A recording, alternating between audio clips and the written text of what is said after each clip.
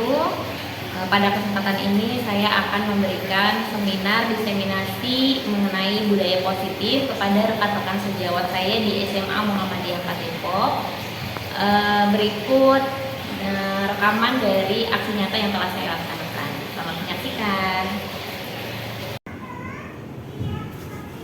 Bismillahirrahmanirrahim. Assalamualaikum warahmatullahi wabarakatuh. Waalaikumsalam warahmatullahi wabarakatuh. Gimana kabarnya Bapak Ibu? Baik. Alhamdulillahirrahmanirrahim.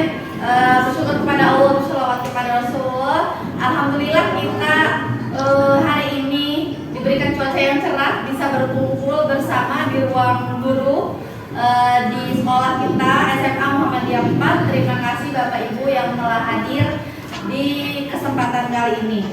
Pada kesempatan kali ini kita akan mendengarkan diseminasi dari Ibu Faruliana Sari, Wakil Kepala Sekolah Bidang Kurikulum yang juga saat ini sedang ikut program calon guru penggerak angkatan ke-10. Jadi nanti Ibu Faruliana Sari akan sharing untuk Bapak Ibu sekalian mengenai penyebaran pemahaman dan penerapan pengalaman budaya positif.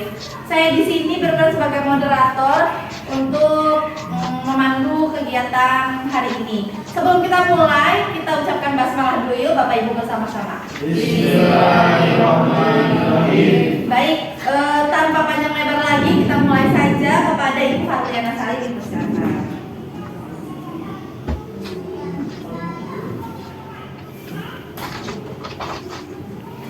Ya, bismillahirrahmanirrahim. Assalamualaikum warahmatullahi wabarakatuh. Waalaikumsalam warahmatullahi wabarakatuh.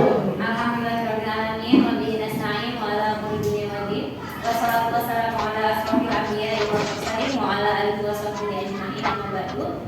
Puji syukur marilah kita panjatkan kepada Allah Subhanahu wa taala yang telah memberikan kesempatan kita untuk bisa berkumpul pada siang hari ini. Shalawat serta salam kepada Nabi Muhammad sallallahu alaihi wasallam, pada keluarga, sahabat dan mudah-mudahan sampai kepada kita yang insya Allah selalu berusaha untuk istiqomah di jalannya. Pada siang hari ini saya mengucapkan terlebih dahulu terima kasih kepada Bapak Ibu semua yang sudah bersedia hadir pada pertemuan kita hari ini, di mana saya akan memberikan diseminasi pengetahuan atau pengalaman saya yang pernah saya dapatkan di program calon guru penggerak angkatan 10 pada modul 1, yaitu tentang budaya positif.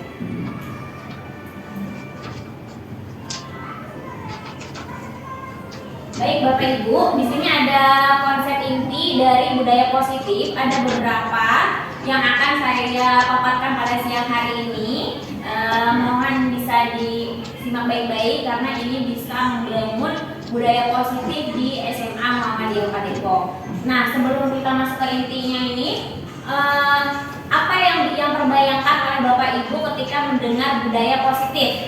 Kira-kira apa? 5S. 5S. Apa tuh 5S, Pak Omar? Sopan, santun. Ya, boleh 5S. Ada lagi kira-kira yang kebayang apa dari program budaya positif? Apa ya? Apa ya? Ini senyum-senyum nih Pak Fadil. Oke, baik. Terima kasih Pak Omar atas jawabannya. Nah, di sini pertama nanti saya akan menyampaikan perubahan paradigma belajar guru, baru dari situ disiplin positif, nilai-nilai kebijakan dan lain-lain. Silakan masuk Miss Aya. Nah, di sini jadi pembelajaran paradigma baru yang sekarang sudah sangat isu bagi para pendidik, yaitu pendidikan dengan berdiferensiasi ya. Bagaimana ketika kita menjadi seorang guru bukan hanya menentukan apa yang kita suka sebagai guru untuk anak-anak murid kita, tapi berdasarkan kebutuhan murid kita sehingga kita menyesuaikan dengan kebutuhan mereka masing-masing. Nah, di sini ada beberapa misconception miskonsepsi itu artinya adanya kesalahan pemahaman ya dari teori kontrol. Nah, di sini biasanya kalau kita sebagai seorang guru dari zaman dulu sampai zaman sekarang mungkin masih ada, kita merasa guru itu penentu segalanya gitu ya. Bukan student center tapi teacher center ya. Jadi guru menjadi penegak kedisiplinan, terus kemudian guru menjadi penguasa dari kondisi yang ada gitu. Nah, di sini bisa dilihat ilusi guru mengontrol murid. Kenapa disebut dengan ilusi? Karena sesungguhnya guru tidak bisa mengontrol murid secara seutuhnya gitu maksudnya. Jadi seolah-olah guru bisa mengontrol murid, padahal yang terjadi guru nggak akan bisa mengontrol murid seutuhnya gitu. Kenapa? Karena yang bisa kita kontrol bukan orang lain, kita hanya bisa mengontrol diri kita sendiri, ya nggak sih? Ya nggak apa-apa Ibu. Nah, jadi ketika ada seorang murid nih, seorang manusia dengan segala pemikirannya, ketika kita coba untuk kontrol, maka mungkin akan terlihat patuh pada saat itu. Tapi di luar itu kan kita tidak bisa mengontrol gitu ya. Maksudnya itu ilusi maksudnya begitu. Kemudian bahwa semua penguatan positif efektif dan bermanfaat. Belum tentu penguatan positif itu semuanya bermanfaat. Nanti kita akan coba kupas lebih lanjut. Dan di sini juga ada ilusi bahwa kritik dan membuat rasa bersalah mampu menguatkan karakter. Misalnya ada kasus di mana ada anak yang melakukan kesalahan, kita sebagai guru mengkritik gitu kepada tindakan siswa tersebut. Apakah itu bisa menguatkan karakter? Nah, ternyata itu hanya sebuah ilusi. Nah, yang terakhir adalah ilusi bahwa orang dewasa berhak memaksa. Apakah sebagai orang dewasa kita berhak memaksa? Tidak, karena setiap manusia itu tidak bisa memaksakan kepada manusia yang lain.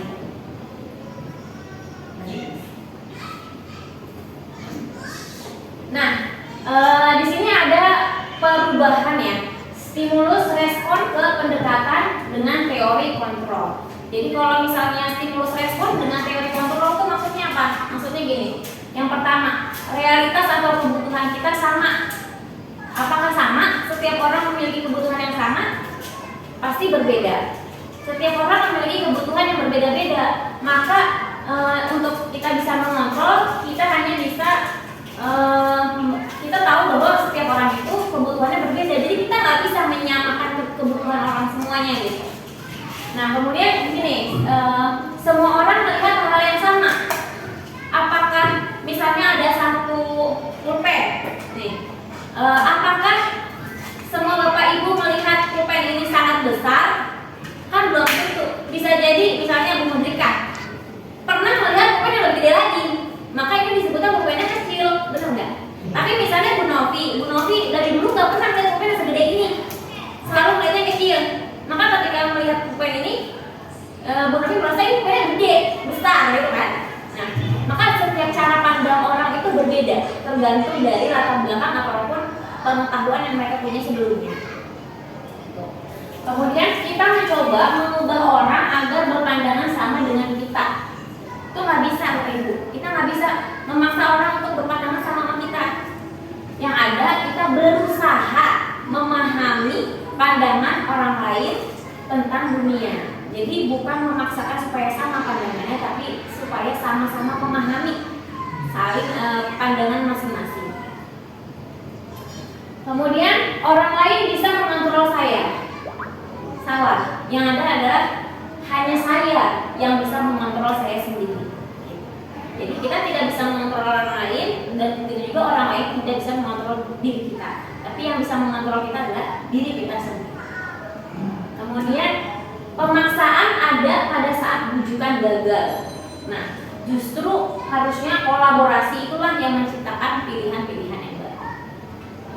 Nah, yang terakhir, model berpikir menang atau kalah. Jadi misalkan kita bersama siswa, jadi siapa yang menang, saya atau guru atau siswa? Justru harus justru jangan kayak gitu pemikirannya. Justru harusnya kita menang dan menang. Karena kan kita bukan lawan, tapi kita adalah guru dan murid gitu. Nah kita jangan menang dan kalah, tapi kita harus menang dan lanjut nih.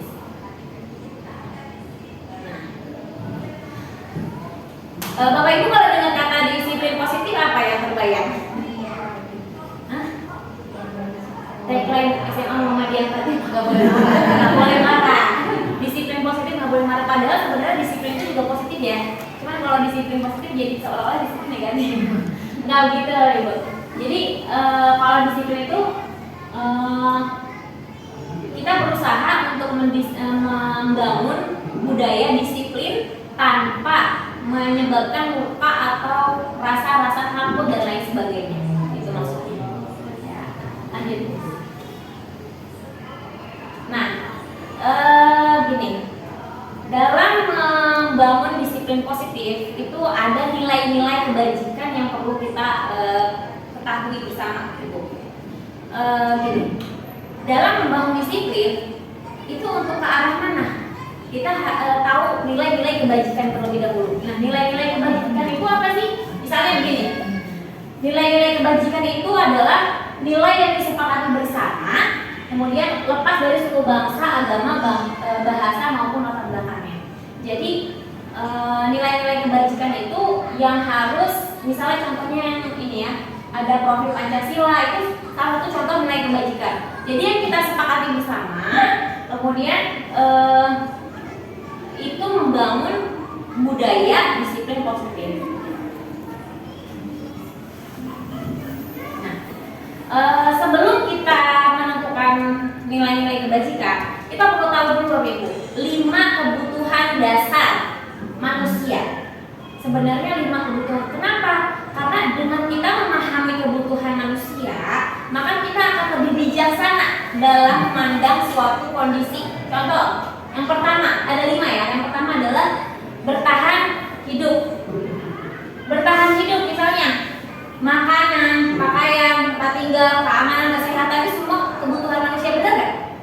Nah, pasti Bapak Ibu juga apa yang dilakukan selama ini juga salah satunya kebutuhannya ini, bertahan hidup. Yang kedua, kasih sayang dan rasa diterima. Kasih sayang dan rasa diterima emang menjadi kebutuhan dasar manusia. Betul. Coba bayangkan ada siswa kita yang tidak mendapatkan kasih sayang di rumahnya. Wah, dia nyari-nyari. Nah, betul. Bisa jadi dia mencari-cari kesalahan, mencari-cari perhatian di sekolah dengan caranya dia. Kalau kita telusuri ternyata kebutuhan dasar rasa kasih sayangnya itu dia tidak dapatkan di rumah. Gitu ya. Kemudian yang ketiga adalah penguasaan. Nah, misalnya harga diri, keinginan untuk dianggap, memimpin, berprestasi, diakui, didengar, itu salah satu kebutuhan dasar penguasaan. Jadi seorang murid, kita bayangkan murid kita itu memiliki kebutuhan ini juga, Ibu. Jadi misalkan dia melakukan kesalahan, kemudian kita murid kita itu kita marahin di tengah-tengah kelas dengan membongkar aib-aibnya ibaratnya, itu harga dirinya akan jatuh Bapak Ibu, sehingga kebutuhan dasarnya dia bagian yang ini tidak terpenuhi. Nah, itu yang perlu kita pahami. Yang keempat adalah kebebasan. Nah, ini mandiri, mempunyai pilihan, kemudian mampu mengendalikan dirinya, itu juga salah satu kebutuhan dasar. Jadi makanya kalau ada anak atau murid kita yang selalu diatur orang tuanya, kadang-kadang dia melakukan kesalahan, itu bisa jadi karena kebutuhan dasarnya, bagian kebebasannya itu tidak terpenuhi. Jadi dengan memahami ini, kita jadi mempunyai cara pandang baru menghadapi siswa. Nah, yang terakhir adalah kesenangan. Nah, ini juga apalagi murid-murid kita masih di usia-usia remaja. Kesenangan ini menjadi kebutuhan yang penting karena setiap manusia ketika diberikan tuntutan terus, maka kebutuhan kesenangannya tidak terpenuhi. Ya. Makanya bisa wajar kalau misalkan ada anak yang selalu mencari kesenangan. Bisa jadi di satu sisi hidupnya dia tidak punya itu di rumahnya, maka mencari kesenangan di sekolah gitu ya. Nah, ketika kita memahami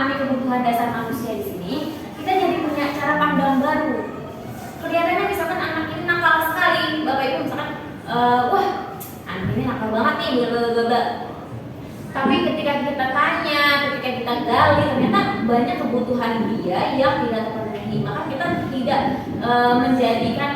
kita tidak menjadi guru yang ngejudge murid macam-macam, tapi kita berusaha memahami dari sudut pandang mereka. Selanjutnya, nah setelah kita memahami kebutuhan dasar manusia, kita perlu tahu juga tentang motivasi perilaku manusia. Nah, motivasi perilaku itu gimana maksudnya? Jadi murid kita bisa berubah menjadi lebih baik.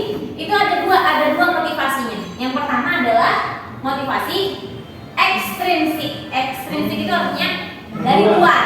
Nah, apa itu contohnya? Dari dalam. Dari luar kalau yang ekstrinsik. Untuk menghindari ketidaknyamanan atau hukuman. Yang kedua, untuk mendapatkan imbalan, penghargaan atau pujian. Itu adalah motivasi dari luar. Misalnya, dia tidak terlambat karena takut dihukum. Itu berarti motivasinya eksternal atau ekstrinsik. Nah, kemudian ada motivasi yang kedua, yaitu motivasi intrinsik. Nah, motivasi intrinsik itu yang menjadikan orang itu berubah dengan apa yang mereka yakini dari dalam dirinya. Maka ketika itu terjadi, motivasi intrinsik inilah yang lebih kuat untuk mengubah perilaku orang lain atau mengubah perilaku murid kita. Itu Bapak Ibu. Kira-kira lebih efektif mana? Motivasi ekstrinsik apa intrinsik menurut Bapak Ibu semua? Harus balance sebelum sebenarnya. Harus seimbang. Boleh menurut Pak Fajar harus balance. Anaknya intrinsik ya. Iya. Jadi ini kita perlu paham dulu ya bahwa motivasi yang berubah kita nggak bisa juga misalnya selalu memberi tekanan terus gitu. Ya perlu ada perubahan dari dalam diri juga kan supaya itu lebih long ya perubahannya. Ayo. Nah, apa sih memangnya? Nah ini kita bahas tentang hukuman dulu ya. Hukuman, konsekuensi, restitusi. Pernah dengar nggak sebelumnya Bapak Ibu? Apa bedanya hukuman sama konsekuensi? Contohnya? Apa? Apa misalnya? Misalnya saya bilang kalau besok PR-nya nggak dibawa atau nggak ngerjain, maka maka dapat tempat duduk khusus, misalnya paling depan atau di samping guru. Tapi itu udah disepakati dari pertemuan sebelumnya, maka besok kalau dia melakukan, mereka tahu bahwa itu konsekuensinya. Itu bukan konsekuensi. Oh itu konsekuensi. Karena sebelumnya sudah pernah didiskusikan dan disepakati bersama untuk itu kalau tidak melakukan akan begitu. Betul. Kalau hukuman apa? Hukuman semisal muridnya melakukan kesalahan. Kalau menurut saya Kalau hukuman gimana Pak Madian? misal dia melakukan kesalahan yang lumayan berat, lalu langsung diberikan hukuman tadi. Oh iya, bisa. Ada lagi? Pak Adi itu tadi. Saya nyambungin dia. Ada gimana Pak Adi? Oke, kalau menurut saya, kalau hukuman itu bersifat jangka pendek. Kalau konsekuensi itu yang banyak. Bisa. Berarti kalau misalnya aturan sekolah juga kayaknya itu konsekuensi karena di awal sudah disosialisasi. Betul. Betul. Benar. Ada lagi? Mama, Bu Merdeka, Bu Novi. Gitu.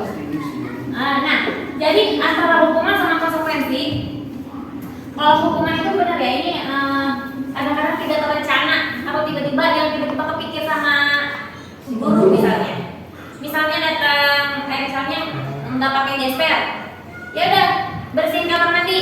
Nah itu adalah hukuman. Jadi yang sebelumnya nggak pernah ada, sekarang siswa kok tadi kamar mandi gitu tanpa ada persiapan atau pengetahuan sebelumnya. Dan bersifat satu arah Bapak Ibu. Jadi ini hanya dari guru ke siswa gitu. Bisa berupa hukuman psikis atau fisik fisik, lebih banyak sebenarnya hubungannya fisik ya biasanya. Nah kalau konsekuensi ini terencana atau disepakati betul misalnya yang tadi disampaikan sesuai dengan peraturan.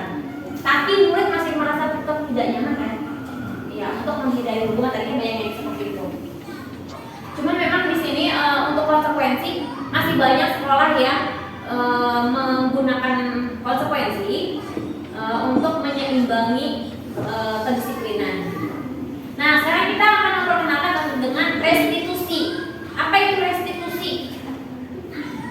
Nah, kalau restitusi itu proses untuk menciptakan nanti murid yang akan menggali gitu. Kita menggali dia mencari solusinya gitu.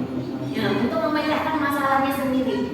Jadi misalnya kita akan ada proses dialog antara guru dengan murid gitu. Bedanya antara konsekuensi dengan restitusi itu ya. Dan biasanya kalau restitusi itu cenderung dua arah. Karena ada dialog antara guru dengan murid, terus ditanya kenapa alasannya, terus kita berusaha untuk memvalidasi dan lain sebagainya. Nah,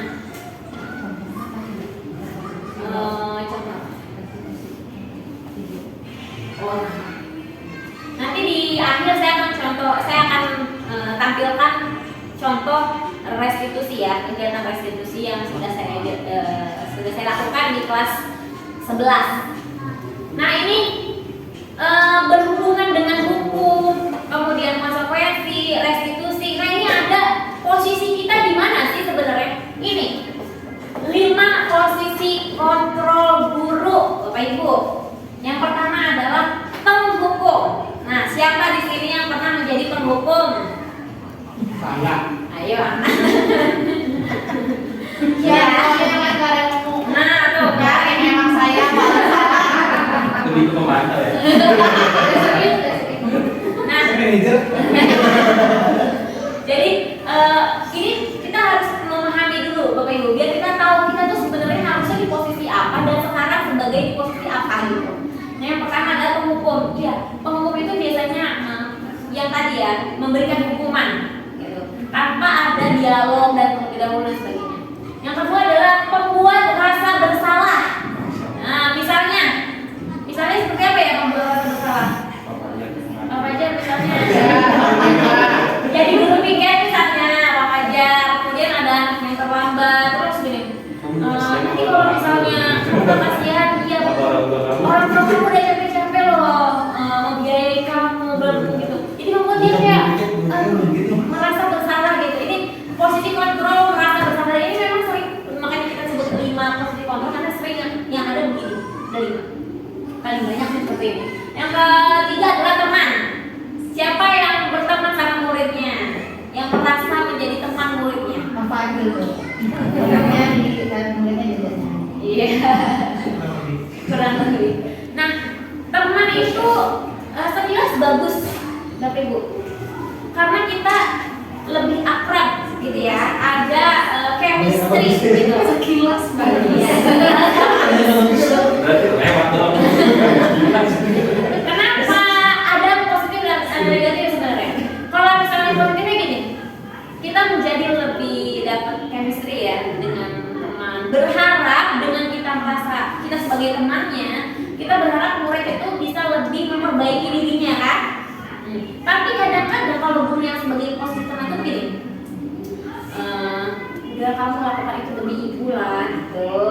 Jadi misalnya udah sana nggak apa-apa, ntar yang beresin. Nah yang kayak gitu itu kan sebagai ada ibu ini tak ibu lah yang bilang mami saya misalnya itu posisi teman tuh cenderung seperti itu. Bapak Ibu bener nggak? Bener nggak sih? Jadi kadang-kadang kalau karena murid sudah merasa sangat dekat sehingga kadang-kadang kontrol yang lainnya itu jadi kabur gitu ya, jadi bias gitu. Kenapa? Karena cenderung kita membela, bukan membela orangnya, tapi membela perilaku yang kadang-kadang kurang baik gitu. Nah kemudian ada yang menjadi pemantau. Dia hanya memantau, melihat seperti itu, tapi nggak ada komunikasi gitu, memantau kayak gitu ya. Terus yang terakhir adalah manajer. Saya Ya. Kalau manajer ini sebenarnya yang paling baik ke ibu, yang paling baik yang pasti manajer, karena bisa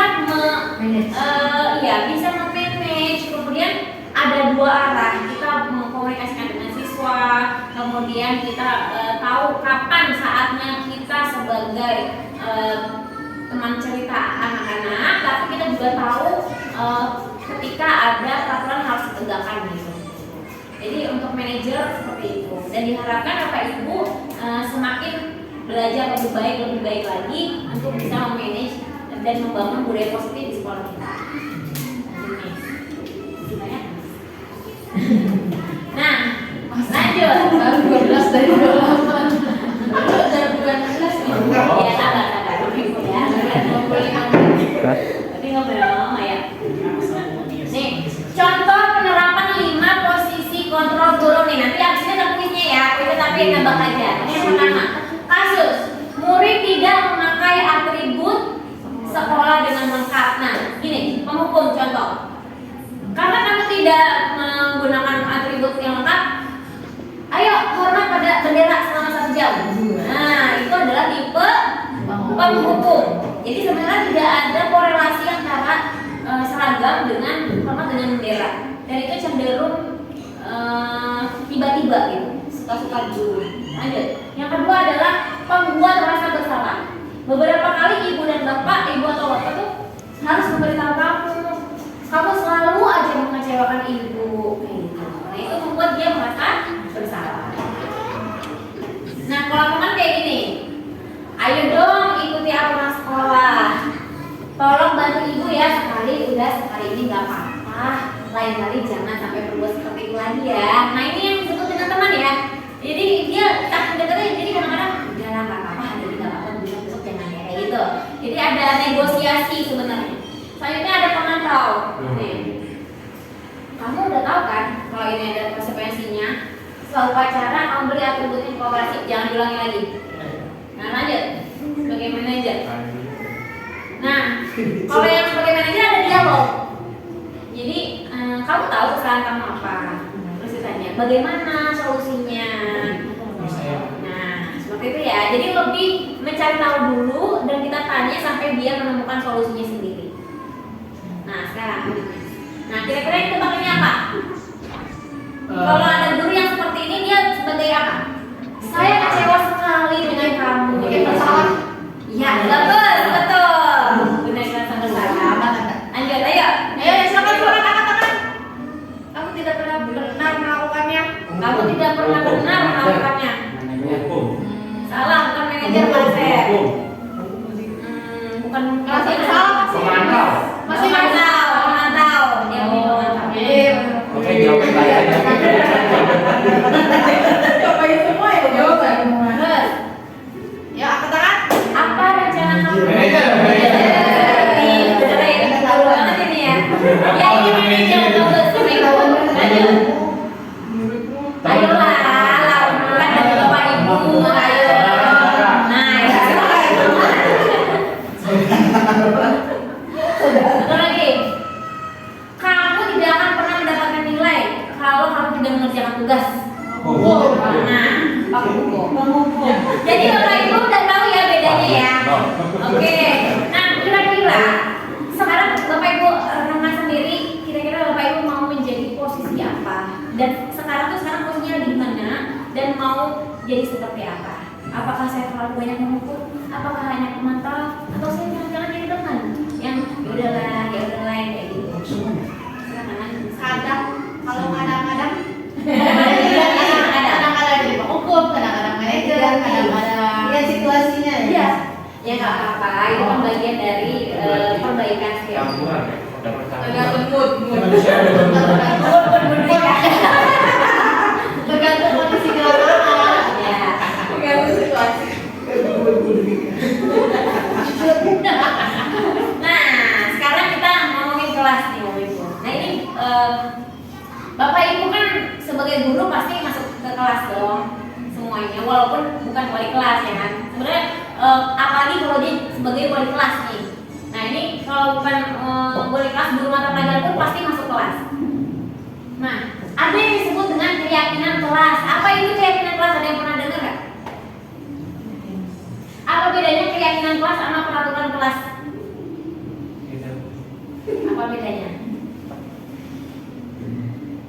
Kepercayaan itu. Percaya sama kelas. Ngomongin keyakinan percaya sama Baik-baik. Kalau keyakinan kelas sama peraturan, jadi kalau peraturan itu kadang-kadang dibikin oleh sekolah misalnya. Kalau keyakinan kelas itu setiap warga kelas itu meyakini bahwa keyakinan kelas ini tuh terbaik untuk dia. Jadi harus diyakini oleh seluruh warga kelasnya, baru bisa menjadi pengontrol dirinya di kelas. Kalau dia meyakini hal yang buruk, Nah karena nanti kan ada gurunya, jadi diarahkan yang baik. jadi jadi terserah mereka dong. Karena warga kelas kan guru termasuk warga kelas. Oh iya. Nah, bagaimana membentuk keyakinan kelas? Yang pertama, bersifat abstrak. Jadi jangan terlalu kayak misalkan kalau keyakinan kelas itu gini, jangan datang tepat waktu. Jadi bukan yang kayak gitu, Bapak Ibu. Jadi keyakinan kelas itu misalnya menghormati, gitu, hormat, misalnya hormat. Jadi menghormati guru yang lagi mengajar, tidak tidur di kelas itu bagian dari hormat gitu ya. Jadi keyakinan kelas itu lebih bersifat general. Nanti untuk peraturan lebih detailnya nanti dikerucutkan sendiri-sendiri. Jadi untuk kalimatnya itu kata-katanya itu sedikit tapi general. Misalnya hormat, tanggung jawab, dan disiplin. Misalnya 3, kayak kita kan Islami, disiplin, kreatif. Nah ini termasuk keyakinan kelas ya. Jadi kenapa harus general dan sedikit?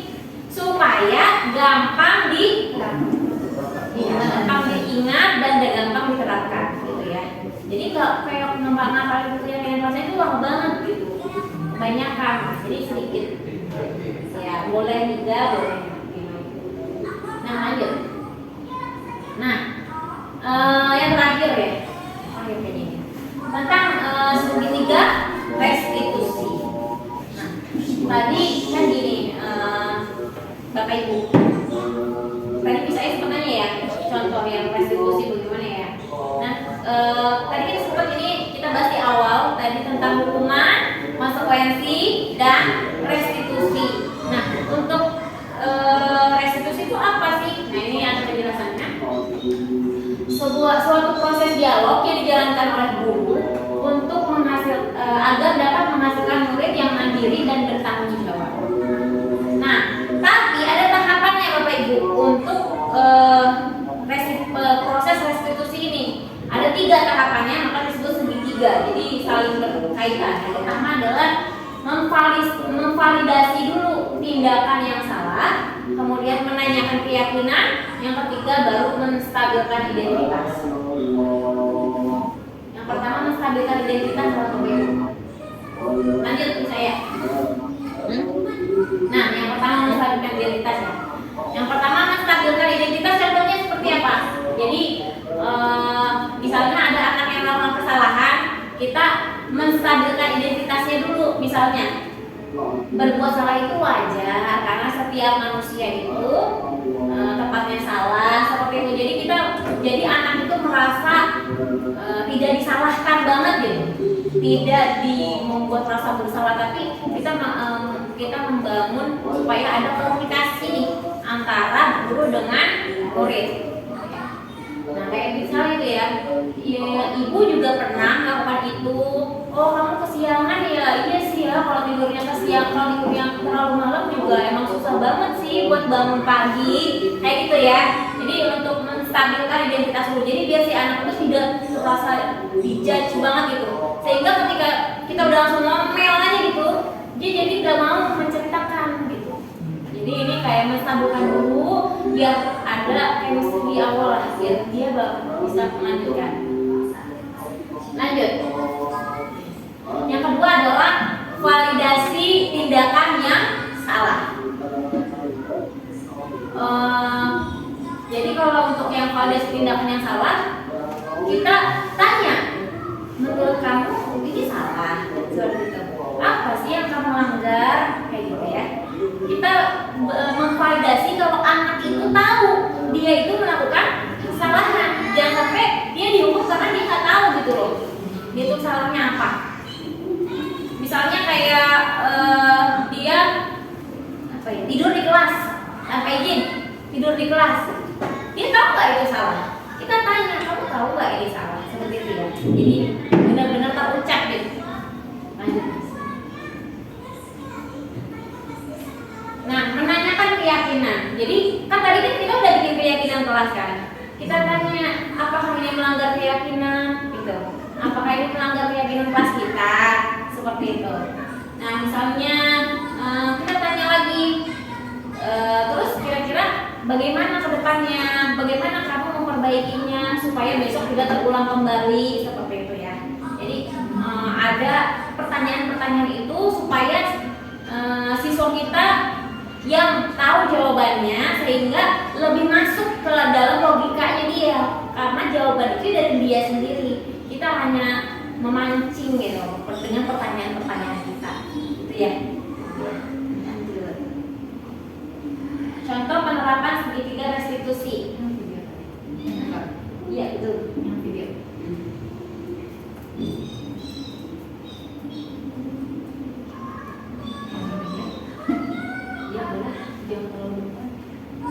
Ini adalah contoh penerapan restitusi yang sudah saya jalankan. Ini juga masih banyak perbaikan dari yang saya sudah lakukan. Ini adalah ketika jadi ini adalah ketika siswa saya di pelajaran kimia, ketika diskusi ternyata ada satu anak yang tertidur di kelas. Nah tadi ya kejadiannya. Nah ketika itu saya tegur anaknya, ayo bangun, segera ikut diskusi sama teman-teman yang lain. Setelah itu, setelah pembelajaran ini selesai, silakan ke ruangan ibu ya. Gitu. Jadi saya memanggil murid tersebut ke ruangan saya. Seperti ini kira-kira percakapan antara saya dengan Khoirunida.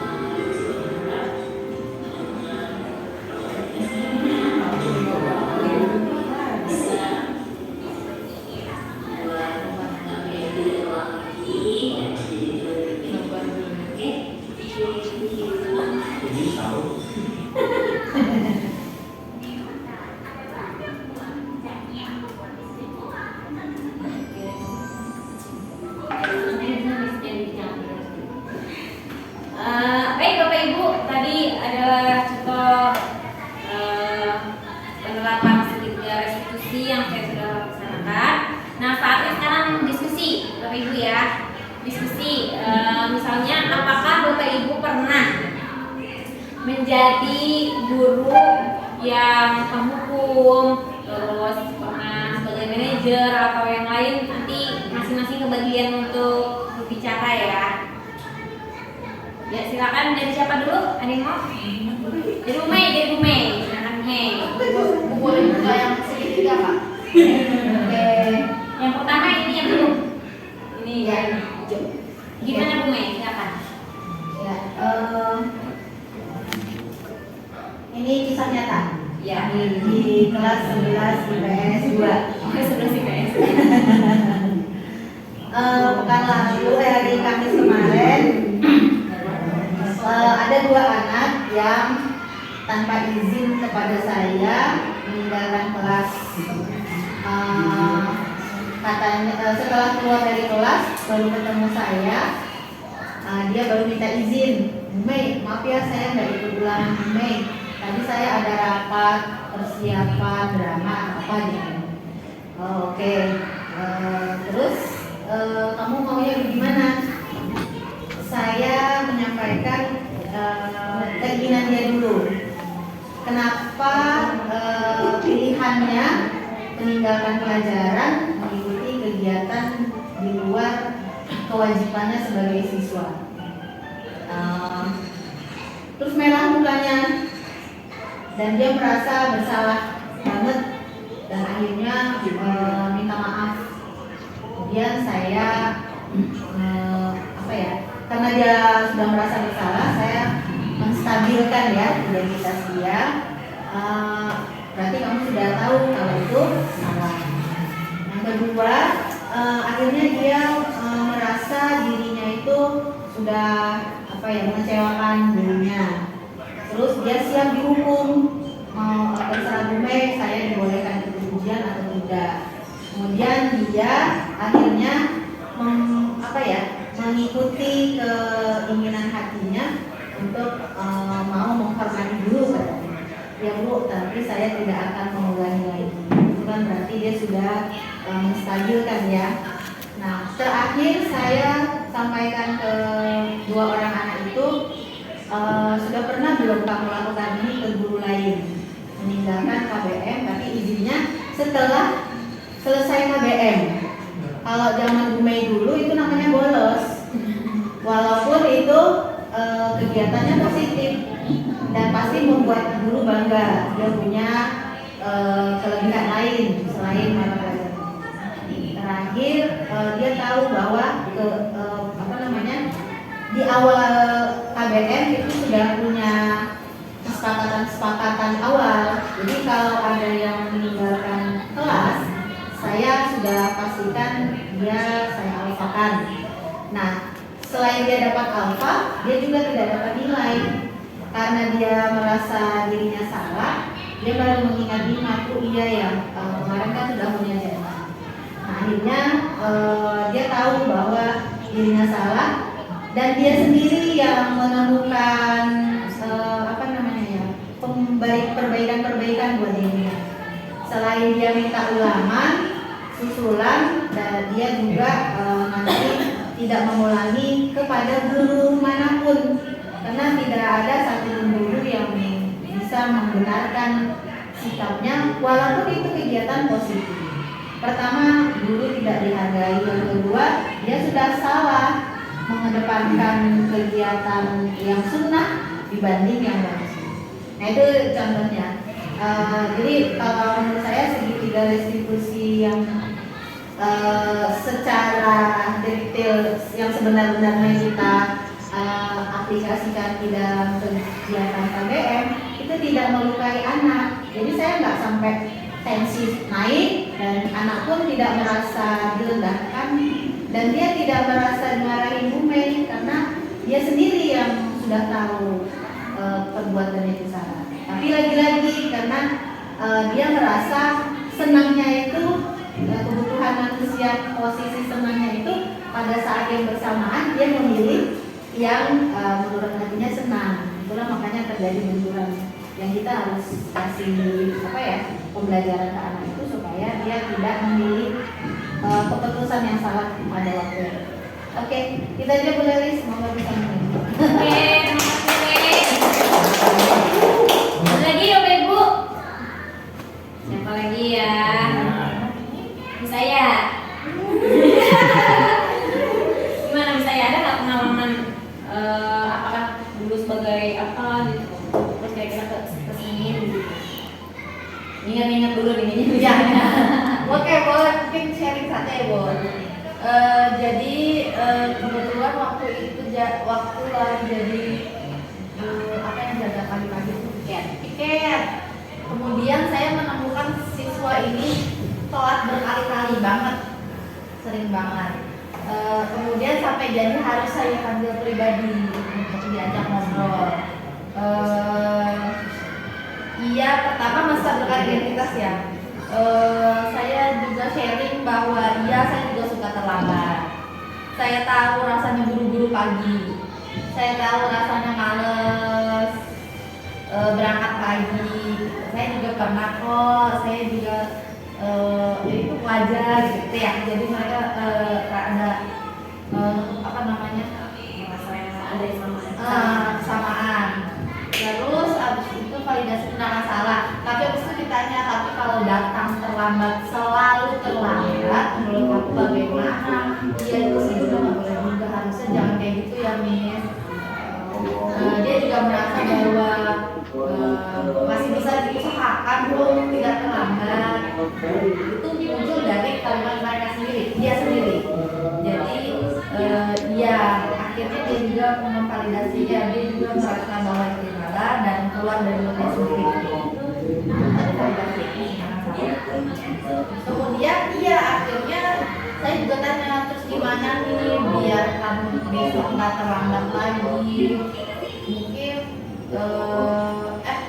menanyakan ada yang oh iya ditanya itu masih pertanyaan ya datanya ya.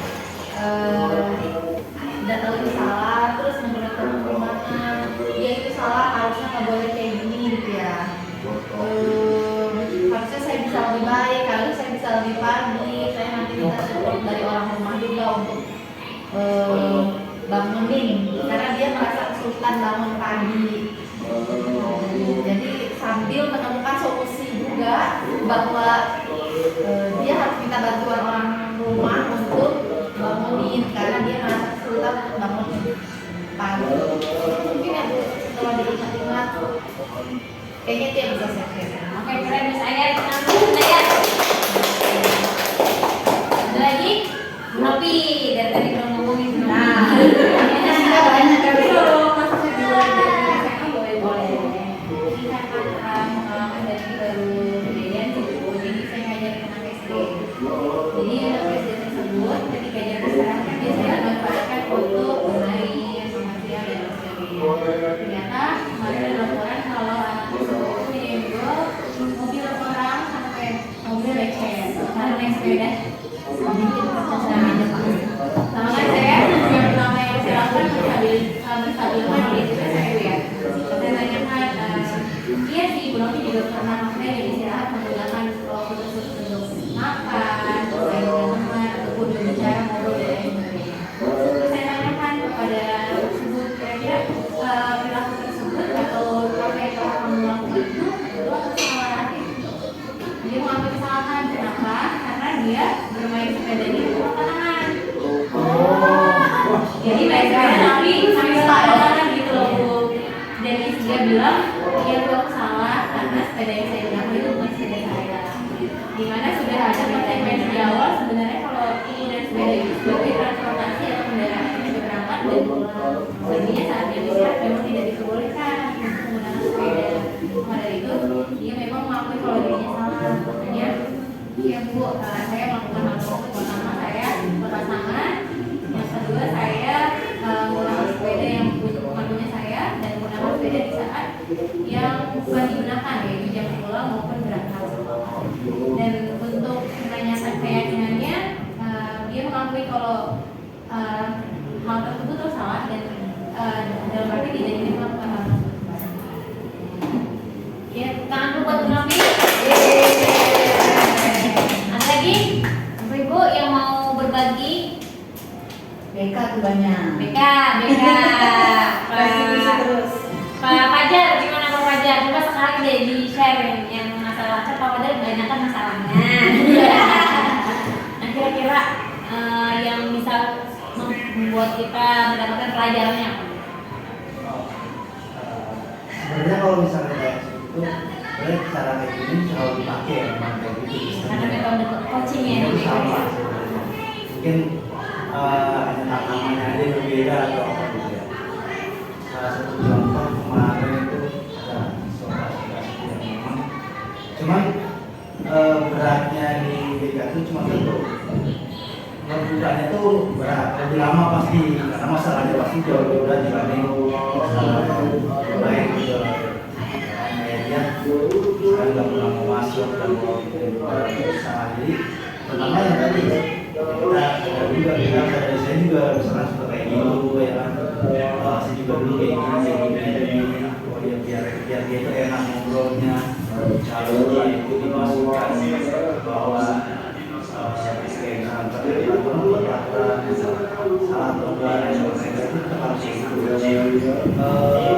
bedanya hanya lama atau tidaknya ya karena terkadang kalau di BK tuh misalkan untuk menurut saya itu nggak salah apa ya itu orang-orang yang lebih kena sepatu itu yang susah gitu ya kan. Itu validasinya itu agak lama ya. Karena kan itu kadang-kadang rasa salah atau enggaknya itu tergantung dari background dia dari keluarga ya.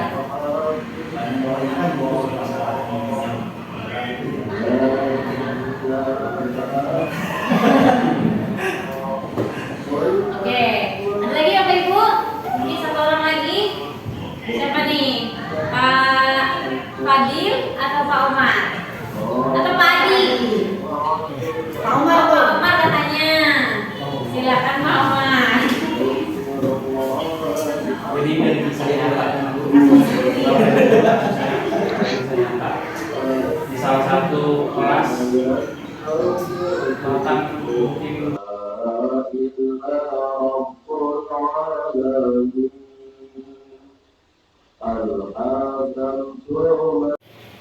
Alhamdulillahirrahmanirrahim telah dilaksanakan seminar diseminasi budaya positif di SMA Muhammadiyah Kota Depok. Semoga dengan dilaksanakannya aksi nyata ini membuat kami para guru dan pendidik di SMA Muhammadiyah Kota Depok ini lebih semangat lagi dan bisa membangun budaya positif di lingkungan sekolah. Dan berikut saya juga melampirkan video penerapan keyakinan kelas di kelas 11 MIPA 2 SMA Muhammadiyah Kota Depok. Selamat menyaksikan. Oke, bismillahirrahmanirrahim. Assalamualaikum warahmatullahi wabarakatuh. Waalaikumsalam warahmatullahi wabarakatuh. Hari ini Ibu akan membuat keyakinan kelas pada mata pelajaran kimia. Nah, tapi sebelum itu, kamu tahu nggak artinya keyakinan kelas itu apa?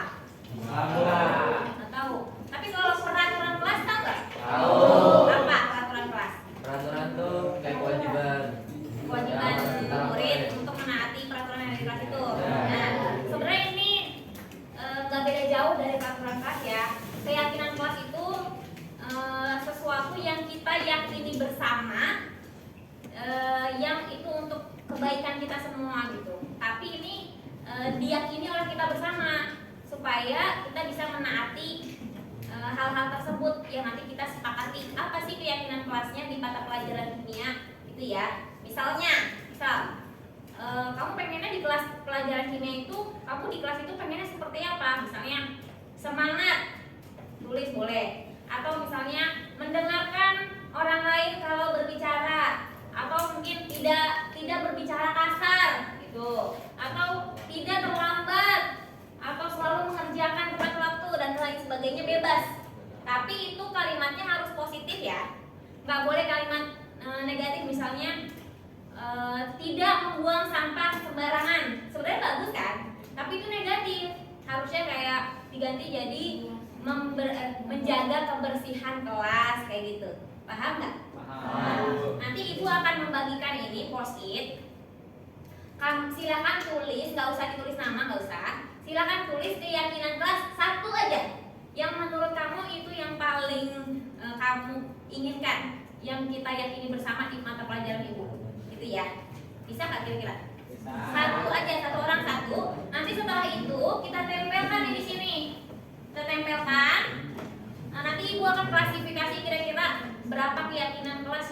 kita sepakati gitu ya.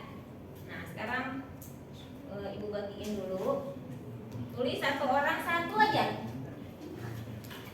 Tulis ya, satu orang satu aja.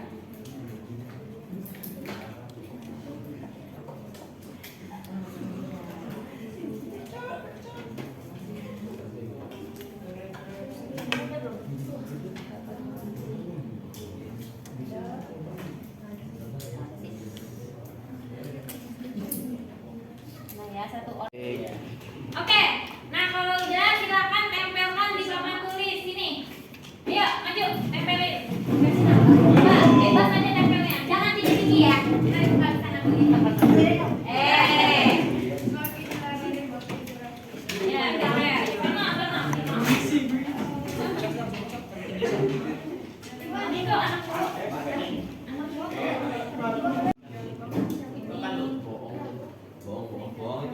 Ini berarti sama aja menjaga ketertiban ya. Menjaga kebersihan, menghormati, semangat dan ceria, mengerjakan tugas tepat waktu, menjaga kekompakan kelas.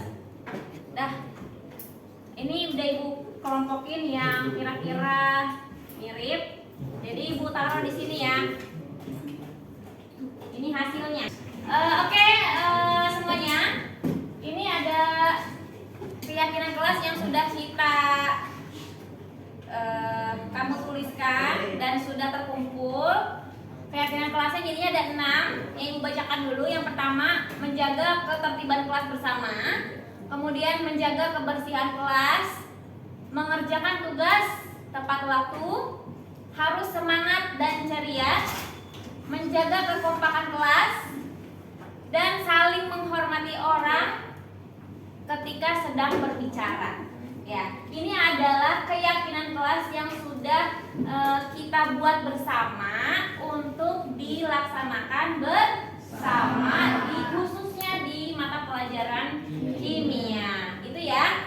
Nah, sekarang sebagai bukti disahkannya keyakinan kelas ini, ibu minta tanda tangan dari setiap semuanya. Maju ke depan, tanda tangan di sini. Nah, ayo maju ganti-gantian. Yang ini dulu baca yang ini. Aku keren kan?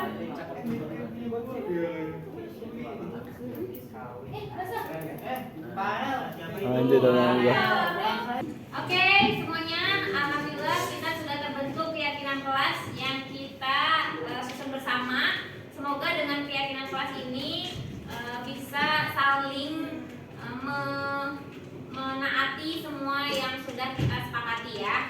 Dan semoga bisa berjalan dengan lancar pembelajaran kedepannya. Dan percayalah ini dibentuk untuk saling mensupport satu sama lainnya. Ibu ucapkan terima kasih. Assalamualaikum warahmatullahi wabarakatuh. Waalaikumsalam warahmatullahi wabarakatuh. Ya, setelah saya melaksanakan penerapan keyakinan kelas di kelas 11 MIPA 2, saya mencoba untuk menanyakan kepada salah satu peserta didik untuk apa yang dia rasakan sebagai refleksi dari penerapan keyakinan kelas yang saya sudah laksanakan. Menyaksikan. Assalamualaikum warahmatullahi wabarakatuh. Nama saya Sabrina Firdamalia dari kelas 11 MIPA 2. Bagaimana rasanya kamu ikut menyusun keyakinan kelas? Rasanya tuh seru banget, terus juga menurut saya ini penting buat kita semua karena bisa melatih kedisiplinan dan tanggung jawab kita bersama. Terima kasih Bu.